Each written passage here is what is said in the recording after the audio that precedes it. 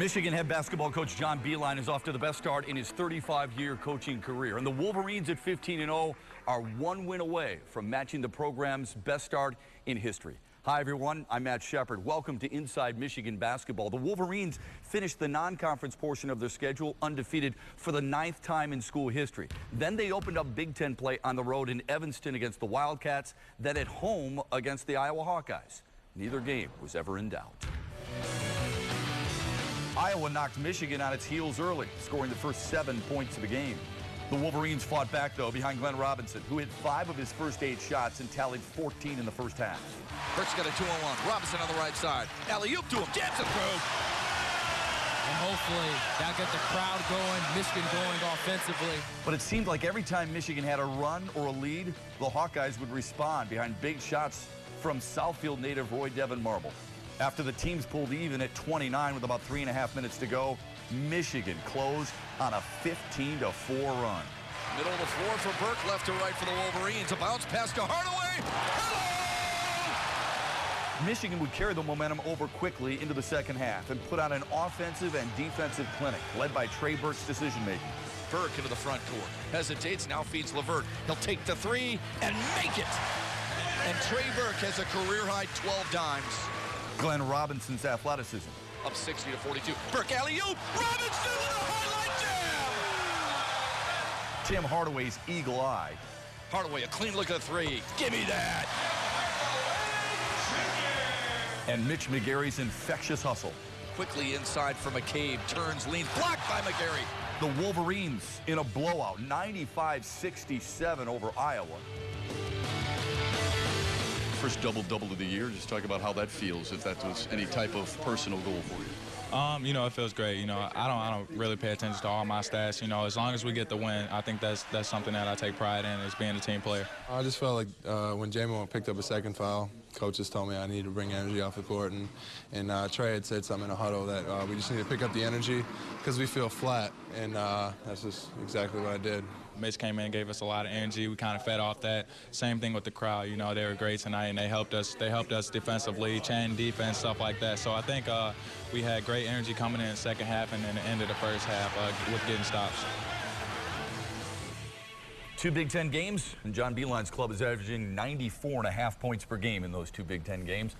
I know, it raises your eyebrows a little bit, doesn't it? Yeah, that's not normal for the Big Ten, but I think that both teams, we got it going, and when you get it going, you keep it going. You said to your guys after the game against Iowa, you have been uncommon. What do you mean by that? Well, I think that they've been uncommon in the way they treat the practice, the way they treat their training rules, the way they train overall, whether it's the weight room, whether it's training meals.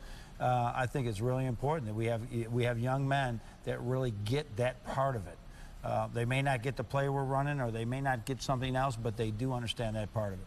Hawkeyes led 7-0 early in the game in the home opener of the Big Ten season at Chrysler Center, and then you guys kind of flipped that script once it got to about 19-19. You end the half on a 15-4 run. You made your last 9 field goals. What was the difference between early on in that contest? Well, I think what was really big is the speed that Iowa runs their offense. It's like getting ready for Northwestern, completely different concept, but the speed that they run it with, and they made shots, and we got lost a few times, and then the intensity of the Big Ten play. That this team is very physical, and they really came at us with their physicality early, and frankly, we didn't do as good as we can do against it. So once we got adjusted, hey, we're in a dogfight. This is a good team now. We're in a dogfight with a good team, and now I know their screening patterns a little bit, and it's all about effort and energy. We made adjustments. Up by as many as 35 in the game, and really seemed to take off once Mitch McGary came off the bench. The energy, I don't know if that's a derogatory term when a guy adds that type of feel when he's an energizer bunny, but he has been that guy for you, hasn't he? He really does a great job of just bringing that energy. Here's what he's really brought us, was his Chesterton, former Chesterton teammate, Zach Miller, would be in there at 6'4", working his tail off, trying to get an offensive rebound, a defensive rebound, getting any type of rebound he could. Couldn't always get it at 6'4". Now at 6'10", have that same energy, that same mentality. You get a lot of rebounds, and that's energy for us to get a defensive rebound, great outlet passer, and we're off on the break. Glenn Robinson had 5 of your team's 10 dunks, his first career double-double. He seems to do it effortlessly. He's a really fun player to watch, isn't he? You know what's really good is people think that he jumps out of the gym because you see the dunks. That last play of the first half, when he went from end to end in about 3.5 seconds, that's his athleticism. He can really run, and that makes a big difference. Trey Burke had a career high in assists. He had another double-double, his 3rd of the season already. He just seems to hold on to your concepts, understand your offense so well, and it's become second nature to him. Yeah, he's growing in that area. I just love coaching him. His pace to the game, his unselfishness. You know, his shots are probably down from earlier in the season, and his numbers are all up. He's taking really good shots, tough to guard off the dribble, but he threw 12 passes today for assists. That 5 or 6 of them were like, wow. I mean, this is a big-time player.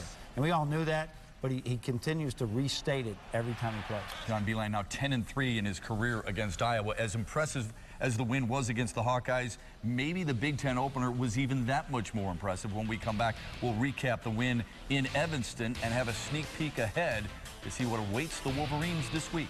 Stay with us. Inside Michigan Basketball is brought to you in part by the University of Michigan Health System. Visit us at uofmhealth.org. And by Absol Pure Water, Michigan's favorite spring water and official bottled water of the Michigan Wolverines. Go to absolpure.com.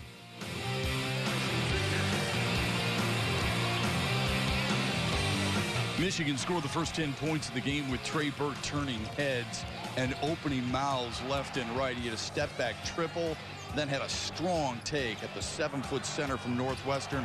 Takes it inside, right at Ola. Oh, my goodness. Wear it down. How did that fall against a 7-foot giant? And Michigan, out of the gate, scores the first 10 points of the game. The Wolverines kept the pressure up. Both Burke and Hardaway did the most damage. Hardaway, after missing the first game of his career against CMU, came back and poured in 12 first-half points. Right side, Hardaway for 3 again. And another make! Right in front of the Northwestern bench. And Bill Carmody says, I need another one. The Wolverines boasted a season-best first-half 51 points and were up by 21 at the break. Northwestern hit a couple of threes to start the second half, but Burke answered with another triple, and Jordan Morgan with an emphatic jam. Jam step, dumps it inside. Morgan stuffs it through. Beautiful look by Stauskas, and the answer from Jordan Morgan. And the Wolverines rolled from there. Michigan stays perfect on the season and picks up a big road win to start the Big Ten campaign. You know, I think we all tried to come out with a lot of energy, and you know, we knew that they were vulnerable at times in the zones they play, and just stay active on the glass, and that made a difference. I think we needed to come out and make a statement on the road. You know, the fans did a great job of, you know, cheering us on and, you know, giving us a lot of momentum. So, you know, the way we came out, the type of intensity we came out with, you know, that should be an example for the next couple of games. You know, we should come out with that same type of intensity. What I love most about that game against Northwestern, you credited your second unit or your scout team, if you will, the guys who really got your guys prepared for that 1-3-1 zone and their style of offense. Why was that so important? Well, first of all, Northwestern, Bill Carmody in particular, is a genius at what they do offensively. Our 5 scout team guys did a wonderful job of running that. Didn't run, obviously no one runs as well as Northwestern, but at least when we saw it in the game, we knew the concepts, we ran it, we guarded it fairly well at times. You started out 10-0 run. Trey Burke took over early on in Evanston. It seemed like you sucked the air right out of that building.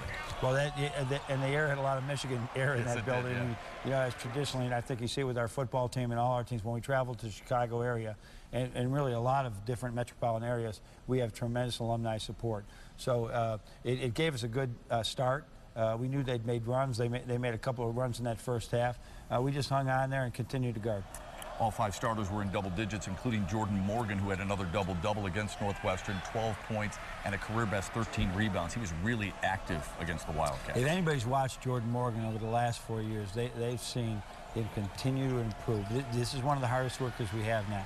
You know, I say you're like some incredible linebacker in football that at 6'8" that can cover wide receivers, can sack the quarterback, can get to a running back on the outside. You're incredibly gifted athletically. Now we got to use it in basketball. When I see him do that like he did in that game, the sky's the limit right now for what he can do as far as changing our games. And knowing Coach Beilein's affection for the Buffalo Bills, he probably used Cornelius Bennett as an example. That would have been a great example. You're right. Coffee with the Coach is presented by Tim Hortons. Talley. How about Darryl Talley? Darryl Talley's are really good. How about Ray Bentley? That's not bad either. Coffee with the Coach presented by Tim Hortons. Clark from Saline asks this: how do you take advantage of this team's individual talents while encouraging unselfish play?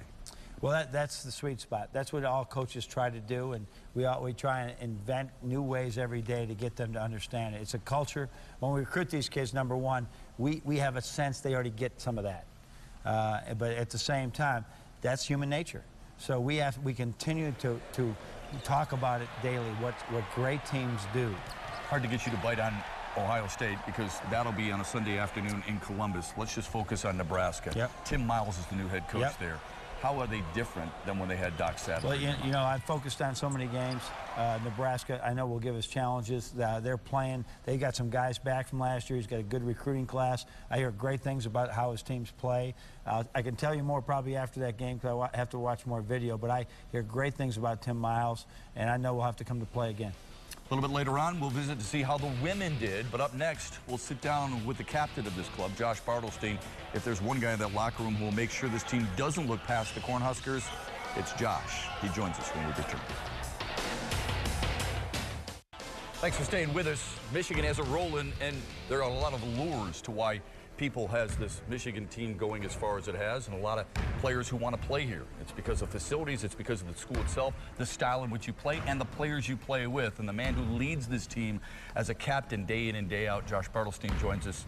I know it's difficult for you because you can't play right now with your injury, but overall, how impressed are you with the way your team has started this season? Yeah, I know it's been great. You know, a lot of people look at the record, but I just see us getting better every single day. And more importantly, we're just having a ton of fun. And I think that's what the fans see is, you know, guys on the bench waving towels and everyone's smiling and being unselfish. When you're having fun like that, it kind of is contagious to the whole team, and it makes you play the right way, which is what we want to do every night. You've been able to help this team bond quickly. What was the most important thing in the offseason that you did with your teammates to create that type of bond? You know, I think it's just getting to know everyone off the court. You know, a lot of teams, they play together and then they don't see each other again. But what I want to do is establish, no, we're all human beings, we're all people. When you start to care about each other and you understand people's life story, you know, you play in high school and you grow up your whole lives with them. So you start playing with them in kindergarten. Well, here it's only 4 years, and I know I'm only with the freshmen for 1 year. So you have to kind of really speed that process up and really caring about them playing for me and the other seniors, because it's only one shot. People will look at going into the game against Iowa, your team was averaging 81 points per game. Obviously, that bumps up when you post over 90 again. What has impressed you more, the offense or the defense for this club this year? You know, everyone's going to think it's the offense, but I think it's our defense, because the reason we're scoring a lot of points is because we're getting stops and we're running. And we have dynamic athletes and a great point guard who makes plays. So if we keep getting stops, we're going to score. You talked about the point guard, Trey Burke. What do you see the biggest difference between him last year as a freshman and this year? You know, it's experience and leadership. But the first time around, your head's kind of spinning. You're playing, you know, in sold-out arenas. You don't know what to expect. This year, he's a vet out there. And instead of, you know, Zach and Stu and myself telling him what to do, he's telling guys where to be and what to do. He's got everyone on this team loves him. They love playing with him. And he's just a great teammate, even better than a player. There's only one guy every single day who wears that C. It's Josh Bartelstein joining us here on Inside Michigan Basketball. The women's story is next. They're off to a good start. Can they keep it rolling? Stick around and find out.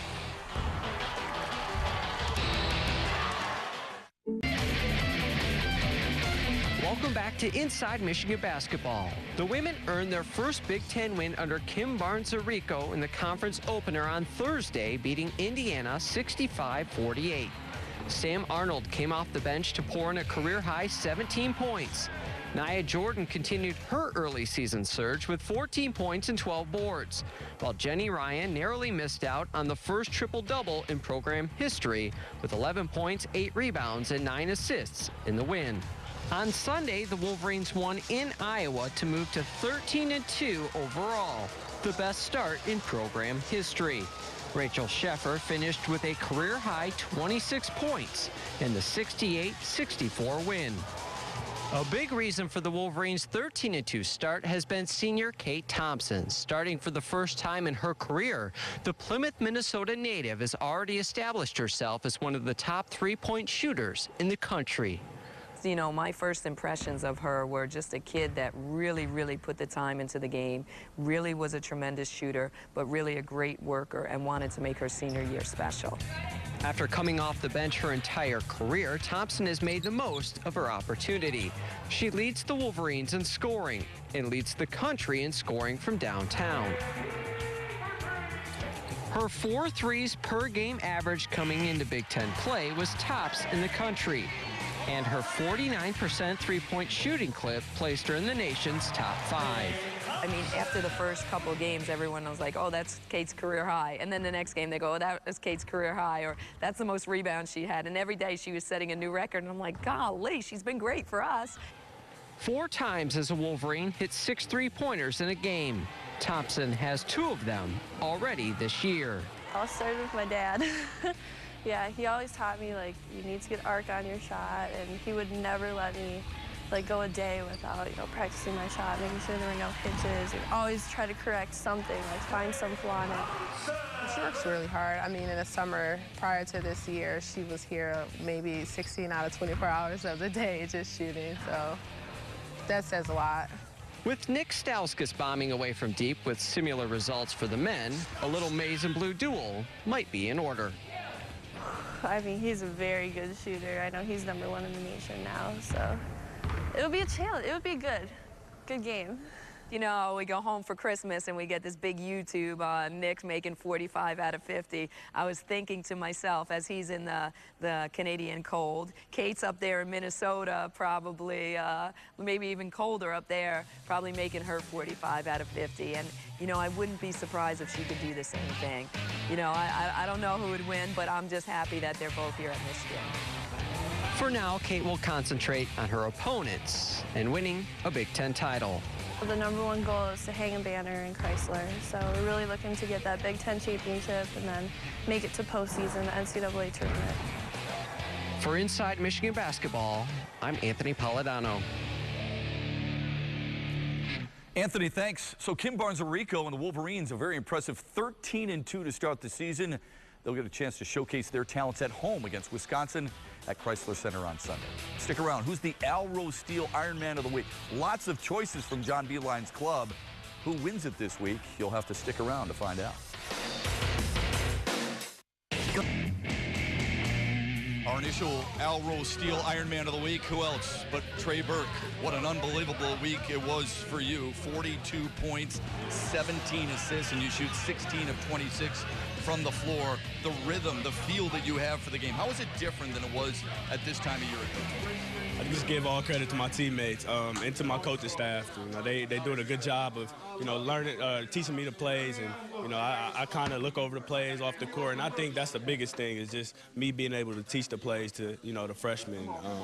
Just being able to learn the offense naturally. I would say last year I was kind of out there just going through the motions sometimes and wouldn't know the plays, but I think this year I'm more of a leader out there on the court, and I let the freshmen know where to be at times on the court, and I think that's a big part to our success.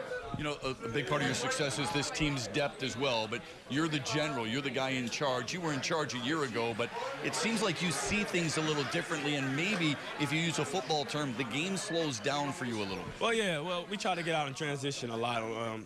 I was a great team. It was a team that was probably one of the toughest teams to guard this year. They knocked down a lot of shots, so, once we got defensive rebounds, we tried to get out and transition. I knew I had Glenn on the wing and Tim Trellin and Nick in the corner, so it was just a matter of making the right read.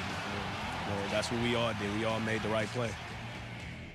Trey Burke with his 3rd double-double of the season against Iowa, proving to most people already that he is the best player in America.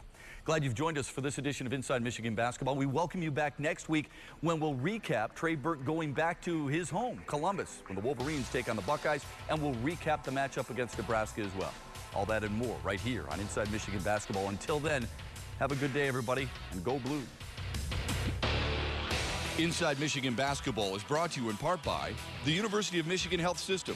Visit us at uofmhealth.org. And by Absol Pure Water, Michigan's favorite spring water and official bottled water of the Michigan Wolverines. Go to absolpure.com.